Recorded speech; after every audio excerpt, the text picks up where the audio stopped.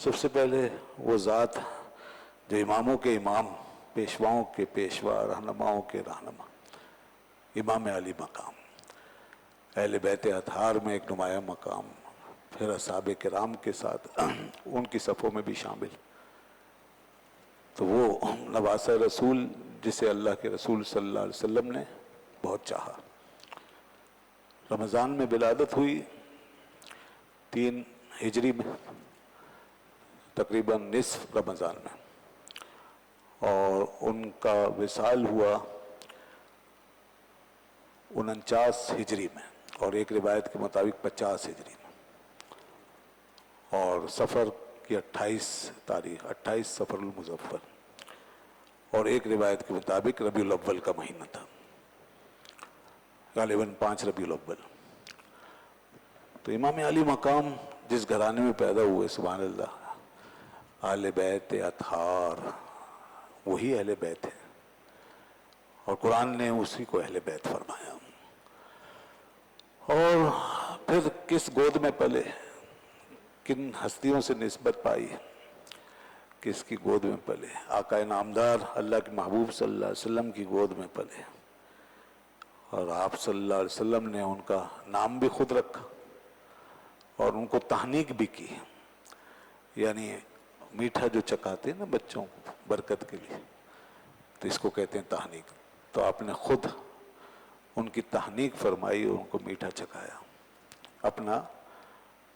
دہن مبارک سے نکال کے پھر ان کے منہ میں ڈالا، اور آپ نے پھر ان کو اتنا پیار دیا، اتنی محبت ظاہر فرمائی آپ سے بھی اور آپ کے چھوٹے برادر اصغر سیدنا امام حسین رضی اللہ عنہ سے، دونوں سے، لیکن آپ کا مقام ان سے زیادہ تھا، بڑے ہیں، تو آپ بڑے ہیں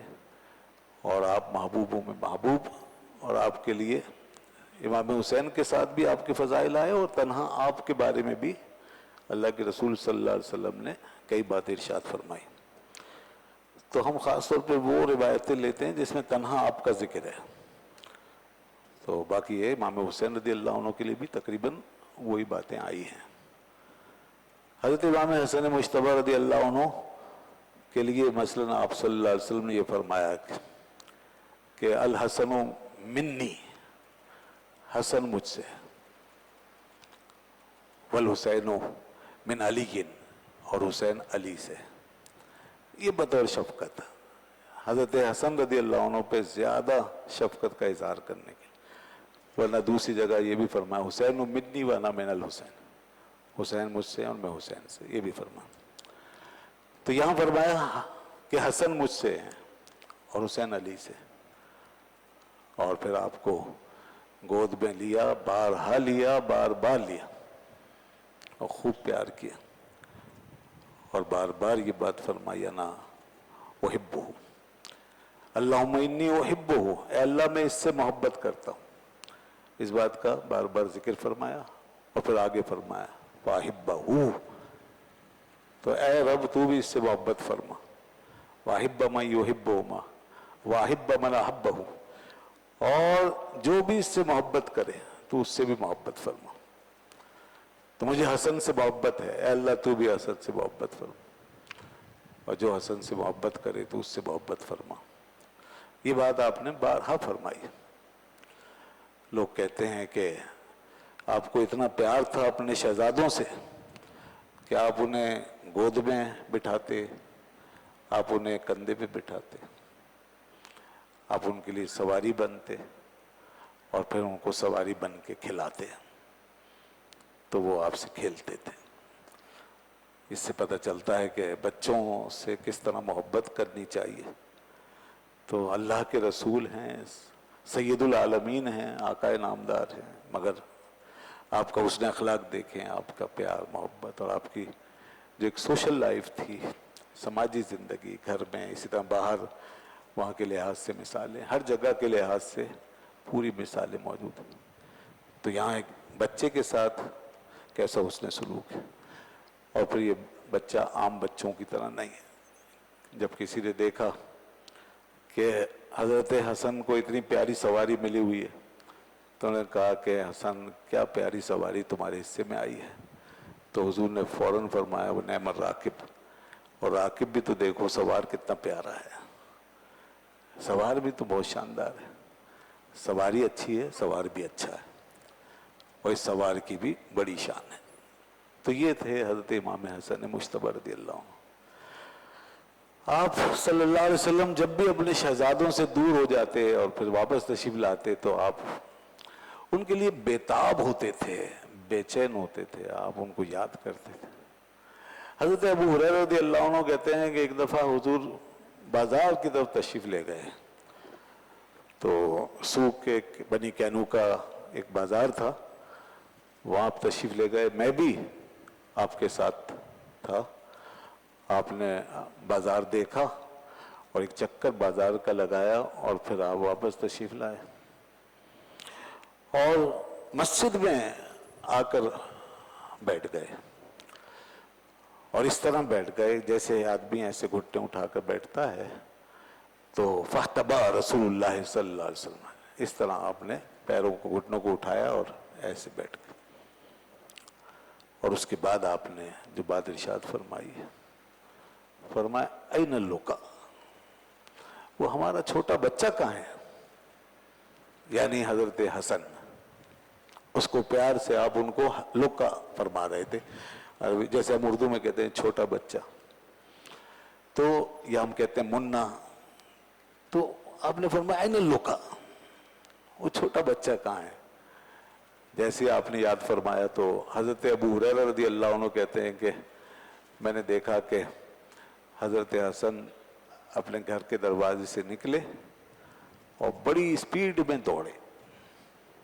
بہت تیز بھاگتے ہوئے آئے اور سیدھے ایک جمپ لگائی اور حضور کی گود پہ چڑھ گئے،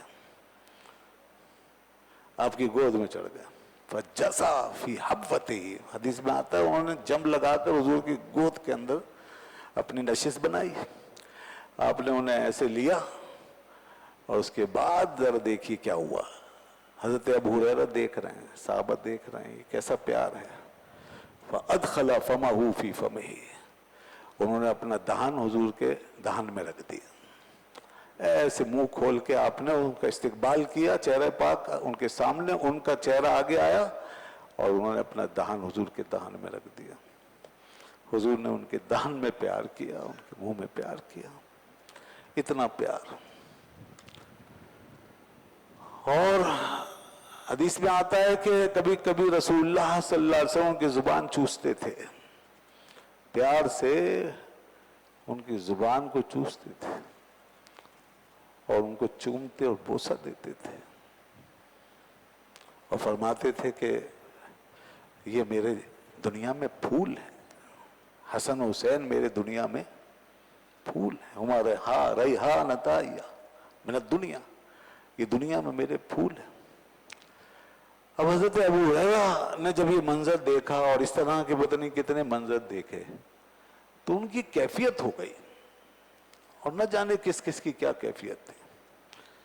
حضرت ابو ہریرہ فرماتے ہیں میری حالت یہ ہو گئی کہ جب بھی حسن مجھے نظر آتے، ما رأیت حسنا الا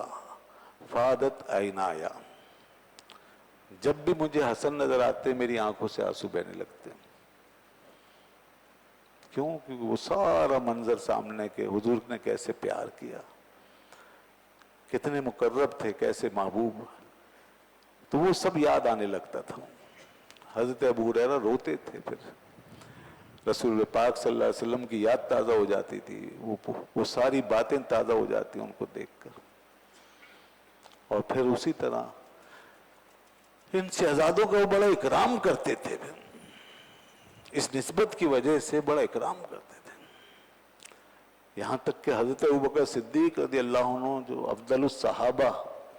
تمام اصحاب رسول اللہ صلی اللہ علیہ وسلم میں سب سے زیادہ بزرگ ترین صحابی، سب کے امام و پیشوا، انبیاء کرام کے بعد ساری خلق میں، سارے لوگوں میں سب سے افضل، مگر ان شہزادوں کو دیکھ کر وہ بھی بڑا اکرام کرتے تھے، اور ان کے لیے کھڑے ہو جاتے تھے، اور بچپن میں ان کو اٹھا کر سینے سے لگاتے اور ان کو بوسہ دیتے، اور ان کی خوب تعریف کرتے تھے۔ ایک دفعہ حدیث میں آتا ہے سیدنا صدیق اکبر رضی اللہ عنہ نماز پڑھا کے نکلے عصر کی، حضرت علی رضی اللہ عنہ ساتھ تھے، تو حضرت حسن مجتبیٰ بچوں کے ساتھ باہر کھیل رہے تھے، تو آپ آگے بڑھے، حضرت ابوبکر صدیق کو انہیں گود میں اٹھا لیا اور کیا کہا، بے ابی یا بے ابی شبہن نبی لیس شبی ہم بے علی، میرا باپ قربان، اے حسن میرا باپ قربان، تم علی کے مشابہ نہیں ہو، ہمارے نبی کے مشابہ ہو، تم ہمارے نبی کے مشابہ ہو۔ تو وہ دیکھتے تھے ان چہروں میں وہ حسن، وہ نسبت جو اس میں انہیں نظر آتی تھی، وہ مشابہت دیکھتے تھے۔ اور حدیث میں آتا ہے کہ یہ سر سے لے کے چہرے سے لے کے سینے تک حضرت امام حسن مجتبیٰ رسول اللہ صلی اللہ علیہ وسلم کے سب سے زیادہ مشابہ، کوئی بھی دنیا میں اتنا مشابہ نہیں ہے رسول اللہ کی جتنے امام حسن تھے، اتنے حصے تک، اور پھر وہاں سے سینے سے لے کے پیروں تک حضرت امام حسین سب سے زیادہ مشابہ۔ یہ دو شہزادے جب اکٹھے ہوتے تو پوری رسول اللہ کی تصویر بنا لیتے تھے، حضور کی پوری تصویر بن جاتی تھی۔ اس لیے صحابہ کرام یہ سب دیکھتے ہیں۔ اور اسی طرح حضرت عمر رضی اللہ عنہ نے بھی اپنے زمانے تک بڑا اکرام کیا اور دونوں شہزادوں کے لیے بڑا اہتمام کیا، اور اسی طرح حضرت عثمان غنی رضی اللہ عنہ، یہاں تک کہ حضرت عمر رضی اللہ عنہ ان کے لیے بدری اصحاب کا جو حصہ ہوتا تھا وہ مقرر کرتے تھے ان کے اعزاز و اکرام کی وجہ سے، اور ان کو عام ہدیہ پیش نہیں کرتے تھے، خاص طور پہ منگاتے تھے تاکہ ان کا زیادہ سے زیادہ اکرام ہو، اہل بیت نبوت کا احترام پتہ چلے، ان کا اکرام ہو۔ دراصل اسی اکرام میں اکرام مصطفیٰ ہے، رسول اللہ صلی اللہ علیہ وسلم کی نسبت اور آپ کے گھرانے کا احترام۔ اور پھر حضرت عثمان غنی رضی اللہ عنہ کے زمانے میں جب محاصرے کے دنوں میں وہ تلوار لے کے باہر کھڑے تھے، جوان، اب جوان ہو گئے تھے، امام حسن مجتبیٰ اب جوانی کی عمر میں تھے، عہد شباب میں، اور امیر المومنین کی حفاظت کر رہے تھے حضرت علی رضی اللہ عنہ کے حکم سے۔ تو حضرت عثمان غنی نے جب ان کو دیکھا یہ شہزادے کھڑے ہیں، تو حضرت امام حسن سے فرمایا کہ حسن میں تمہیں اللہ کا واسطہ دیتا ہوں، تم یہاں سے گھر چلے جاؤ، مجھے یہ خوف ہے کہ کہیں میری وجہ سے تم پہ کوئی آنچ نہ آ جائے، یعنی تمہیں نقصان نہ پہنچ جائے۔ یہ حضرت عثمان ان کا اکرام کر رہے ہیں اسی نسبت کی وجہ سے کہ کہیں میری وجہ سے رسول اللہ کا محبوب بیٹا، یہ لخت جگر اہل بیت اطہار کا یہ پھول، یہ رسول اللہ کا پھول، یہ کہیں اس خاک پر کہیں بکھر نہ جائے اور اس کو کوئی تکلیف نہ پہنچے۔ تو وہ یہ بات فرماتے تھے اور ان کو قسم دلاتے تھے کہ تم گھر چلے جاؤ اور یہاں نہ کھڑے رہو، یہ لوگ شریر لوگ ہیں، یہ کوئی بھی نقصان پہنچا سکتے ہیں۔ اسی طرح حضرت امیر معاویہ رضی اللہ عنہ کا زمانہ آیا تو انہوں نے بھی حضرت امام حسن رضی اللہ عنہ کا بھرپور اکرام کیا اور ان کی تعظیم و تکریم میں کوئی کمی نہ آنے دی۔ سیاسی حالات پہلے کچھ دیگر گوں تھے، بعد میں امام حسن نے ایسا فیصلہ کیا، سبحان اللہ، بتا دیا کہ امت کے پیشوا ایسے ہوتے ہیں۔ رسول پاک صلی اللہ علیہ وسلم نے بہت پہلے فرما دیا تھا میرا یہ بیٹا سردار ہے، یہ پیشوا ہے میری امت کا، اور اس کی وجہ سے اللہ تعالیٰ دو گروہوں میں صلح کرا دے، تو صلح کرا دی۔ انہوں نے خلافت سے دستبرداری اختیار کی اور حضرت امیر معاویہ کو امیر و خلیفہ مان لیا۔ حضرت امیر معاویہ کی طرف سے پھر بیش بہا تحائف اور ہدائے ان کی خدمت میں پہنچتے رہتے تھے اور وہ قبول فرماتے تھے، مگر آج لوگوں کو تکلیف ہوتی ہے۔ انہوں نے قبول کر لیے، امیر معاویہ رضی اللہ عنہ کے ہدیے قبول کر لیے، اور آج لوگوں کو تکلیف ہو رہی ہے، اور جو حضرت امیر معاویہ رضی اللہ عنہ کے بارے میں کوئی اچھا گمان نہیں رکھتے تو انہیں یہ نظر نہیں آتا کہ تمہارے اس بدگمانی اور تمہاری بے ادبی گستاخی تو تمہیں جہاں لے جا کے چھوڑے گی وہ چھوڑے گی، مگر تمہیں یہ بھی نظر نہیں آتا کہ تم جن کو اپنا محبوب کہتے ہو، جن کی محبت کا دم بڑھتے ہو، ان کا کیا کردار، ان کا کیا فیصلہ۔ تو یہ محبت نہیں ہے پھر، जो महबूब के रास्ते पे ना चले वो मोहब्बत में नाकाम है,